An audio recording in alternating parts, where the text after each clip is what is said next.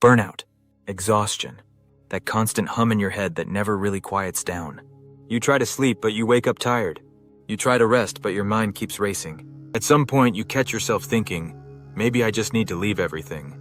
Maybe I need a retreat, somewhere far, peaceful, spiritual, somewhere with no notifications, no deadlines, no conversations that drain you. Maybe a temple in the mountains, a beach in Bali, a hut in the forest. But what if you can't go anywhere? What if you could retreat, right where you are? I used to think real transformation needed distance, a plane ticket, an escape. But what I discovered surprised me. You don't need to leave your life to return to yourself. You just need to step out of the noise, even if only for a few days. And yes, you can do that in the middle of your city, in your own apartment. No jungle required. Because a retreat isn't about the location. It's about the pause. It's about letting the world fall silent, so you can hear yourself again. You see, most people imagine a retreat as yoga at sunrise, group meditations, vegan food, someone in linen guiding them to enlightenment. But at its core, a retreat is something far simpler and far more powerful. It's space. Space to feel, to breathe, to remember who you are when you're not trying to be someone for everyone else.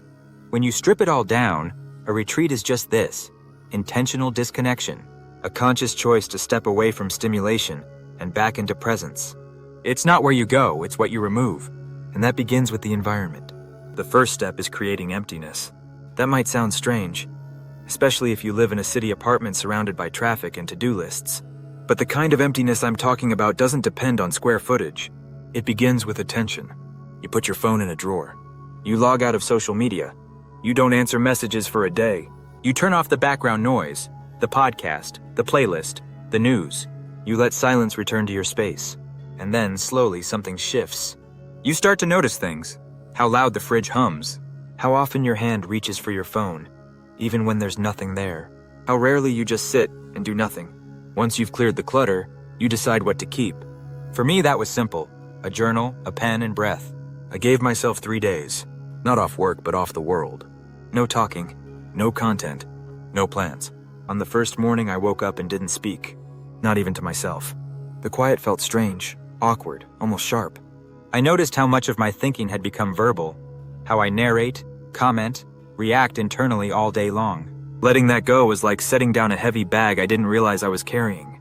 I went for a walk, no headphones, no purpose, just moving slowly through the neighborhood, feeling the air, watching the way light hit the buildings. It wasn't magical, it was ordinary. And maybe that's the point.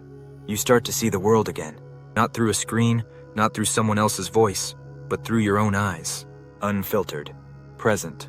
Later that day, I practiced something I now call the pause. Every time I felt the urge to fill the silence, with a scroll, a snack, a distraction, I paused instead, just 3 deep breaths. Sometimes I'd close my eyes. Sometimes I'd lie down on the floor. That was it. Nothing profound. But over time, those little pauses stitched together into something bigger, a feeling of groundedness, of coming home. And in the evenings I wrote, not for anyone, not to be productive, just a letter to myself, whatever wanted to come out. Some entries were messy, some were clear. But the act of writing, of putting my inner world into words, helped me see patterns I hadn't noticed, fears I'd been ignoring, needs I'd buried under busyness. By the 3rd day, something had softened. The tension in my chest, the one I'd been calling stress for weeks, was gone. Not because my problems disappeared, but because I had space to face them without panic. My thoughts weren't spinning. They had slowed to a rhythm I could follow. I felt less like a machine and more like a person again. It's hard to describe the change unless you've felt it. It's not dramatic. It's subtle, but deeply real. Like finding your pulse again after running too long. You don't even realize how disconnected you've been until you reconnect. Some things came back. Clarity, presence, a strange kind of joy in simple things. Some things quietly left. Anxiety, resentment, that constant background ache of not enough. And I realized something then. You don't need to climb the Himalayas to reset your soul. Sometimes you just need to stop speaking in your kitchen.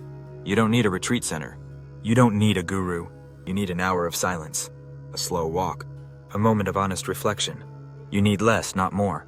And maybe most of all, you need permission. Permission to pause, to step out of the current, to not be productive, to not explain, to just be. Because peace, real peace, isn't a luxury. It's a skill. One that gets buried under noise but never disappears. One that you can practice right now, wherever you are. So ask yourself, when was the last time you truly heard your own thoughts? When was the last time you looked out the window and just watched? You don't need to change your whole life. You just need to carve out space inside it.